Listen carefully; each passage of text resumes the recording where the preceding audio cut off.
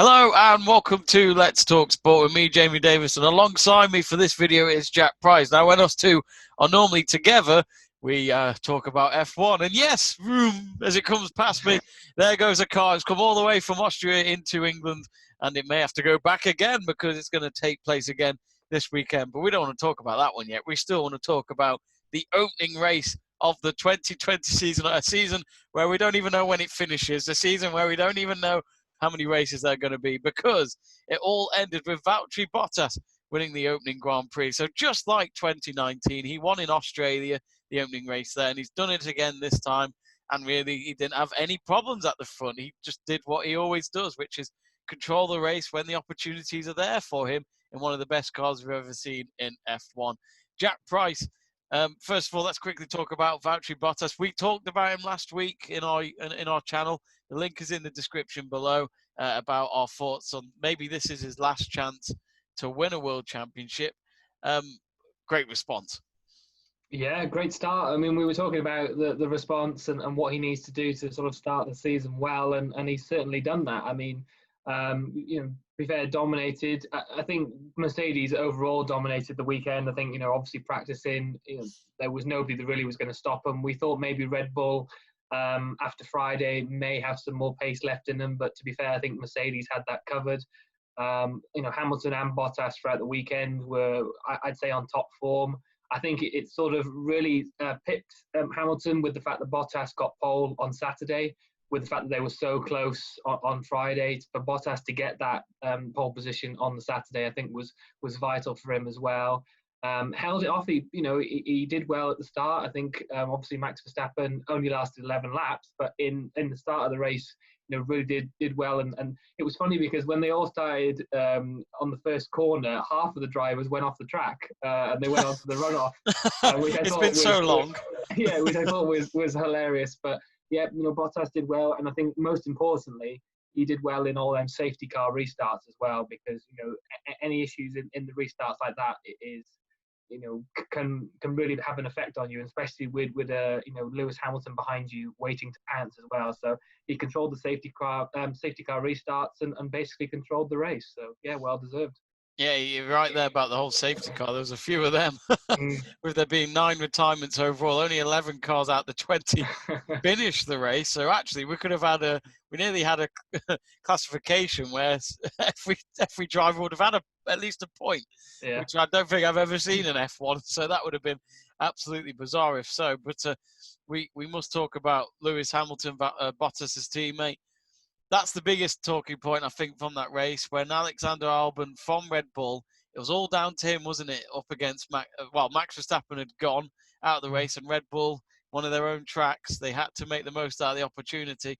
Sadly, both of them not getting what they wanted. So Albon, at the very end on that corner, couldn't get through, collided with Hamilton, and then Hamilton got a 5-second penalty, hence why he was out the podium. Do you think that was the right decision? I keep rewatching the replay, and I still feel like it was an incident. Do you think the 5-second penalty was right for Hamilton? Because in my eyes, it was racing, and it is a racing incident. But a lot of people as well are saying, Hamilton's ruined it for Albon again. Yeah, I think it's a very interesting debate, actually, in the sense that obviously being biased in the fact that I want Bottas to win this year, I'm going to have the opinion of it was a penalty. But I think if you look at it and take the bias away, I think it's one of them decisions that if you're not an F1 fan, you're not really that bothered about. But if you love the sport like us, you go into the detail of, is it a racing incident or is it a penalty? And you have to look at it in depth. Like you said, you've seen many replays, after the incident, and people are still up in the air as to what the decision is. I think it's a tough call. I think when you look at it, it is of course a racing incident. I think it sort of pays into the two sides of the drivers. You've got Lewis Hamilton, who is as much as he's fighting Bottas, he was still under pressure from them safety car restarts, and they were having issues with their what looks like maybe their gearboxes, and they were told to stay off the curb, so they weren't driving as fast as maybe they could have been. And then on the other side, you've got Alex Albon, who hasn't had a podium, has had that sort of despair in Brazil last year again with Hamilton. He's eager to get that podium. He obviously didn't have a teammate takes the pressure like Verstappen in terms of that as well. So I think he had the pressure of the team on him at that moment as well, had the softer tyres on, and just went for the move. So I think you got to weigh up the both sides. I agree with you that I think it is a racing incident, but I think obviously if the stewards are looking at incidents like that, then Hamilton's obviously going to take a penalty for it. So. I mean, to be honest, I don't really read the F1 rules, so I could be completely wrong here. But why 5 seconds? I mean, some people said that was a bit too kind for Hamilton, but then a lot of people could say, well, it's Lewis Hamilton, he can get away with it. But I don't know. Why 5 seconds? Do you know what? I to be fair, I don't know, because 1 minute they're investigating something and then they say no further action. The next minute they have a 5 second or a 10-second penalty, and sometimes it's weird because something that you think is a 5 second penalty they give 10 seconds for, and something that you think is a 10-second penalty they give 5 seconds for. So I think it's very weird, and I think it does also depend on who the driver steward was on the day, or like the main steward that's doing the decisions. And they're normally locals, aren't they? It's normally same people nearby, not they don't go around the world normally, some of them. So yeah, so I think that always plays into it. It's a bit like, I'm not going into the topic because that's a completely different thing, but it's a bit like VAR in the sense that the referee. I was going to say the same thing. You beat me to it. The people in the thing are making the decisions, aren't they? As much as it's the technology that's helping, it's the person on the day that's on the screen. So I think it's completely. I mean, as much as we think it, if it's set in stone that it's a 5 second penalty, the guy in the chair could still give it 10 seconds. So who knows? Yeah, who knows? In all fairness, I guess with the 5 seconds, it still made the race interesting because you had the people in front. Lando Norris had to still make sure on the finish line. What a fastest lap as well. That was amazing. I mean, I didn't think the McLaren had it. I honestly thought, look, just cross the line. That engine's screwed now. They've used all the power in it. There's nothing left. That's it for 2020. Oh well, they're switching next year. So wait, it's the year after, isn't it? Oh, I don't know. I'm mixed up. I think it is next year. I think it is. Oh, is it? Oh no, sorry, I'm all about the regulations, aren't I? But yeah, I mean, it was quite incredible. And let's talk about him now, Mr. Lando Norris, because wow, he was kind of quiet throughout the race, really. I mean, you always saw him up there. He started 4th anyways, or 3rd. Or was it 3rd because of 3rd because of Hamilton's? Hamilton had a penalty on the grid, didn't he? I think Red Bull did that. Yeah, and I think for Norris, he's finally got that podium, the 3rd youngest driver in F1 history to get a podium, which is some statement. But it just shows, Jack, all this build-up towards his career so far has paid off. But also McLaren, you saw Zach Brown in the garage, didn't you, straight after the race, and he just went mental. And I think that's why we all love Zach Brown in F1, because he's passionate about the team. He wants the best out of them, and McLaren is in his heart. Yeah, he's a racer. So I think having somebody like that in the team is vital. I think even after qualifying on Saturday, they were ecstatic with the result that they got in terms of where they were.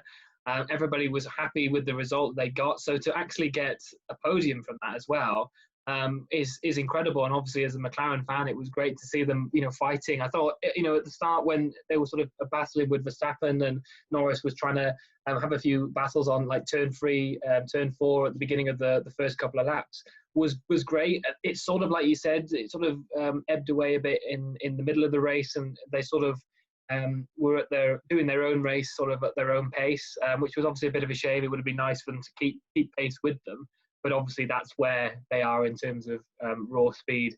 I mean, at the minute it's better than Ferraris, but I'm sure we're going to go into that as well. But in terms of Norris, like I said, an amazing lap to finish the race on the last lap as well, on the tyres they'd had on for I don't know how long they'd had them on for, but it was quite a high period of time that they'd had them tyres on. So to put the fastest lap in on the last lap was huge. And the celebrations afterwards, I mean, Sainz was joining in as well. And he had a decent race as well. To get a double point score finish for the team as well was a great first weekend for him. And at the same track next week, you can only hope that McLaren progress again. And speaking of Lando Norris again, Carlos, he had to take on Carlos Sainz at one point, and Lando Norris went, "See you later, mate," which was great to see. Carlos Sainz, an older driver with more experience, but Lando didn't care, did he? He saw it as a racing moment, and that's what racers should do. They should sometimes forget who their teammate is, and I'm sure the McLaren mechanics on their seats were on the edge, thinking, "Oh God, don't crash, don't ruin our Please don't race." lose the points. Yeah.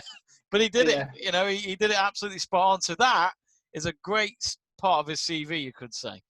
Yeah, and I think most importantly, like you said, the fact that I think he needs this now. I think if McLaren had to choose, as much as they've obviously got however many races they've got this year with the two drivers in the team, including Sainz, I think for them as a team, it's vitally important that Norris does make this step up now, with the fact that they know Sainz is obviously leaving at the end of the season to join Ferrari.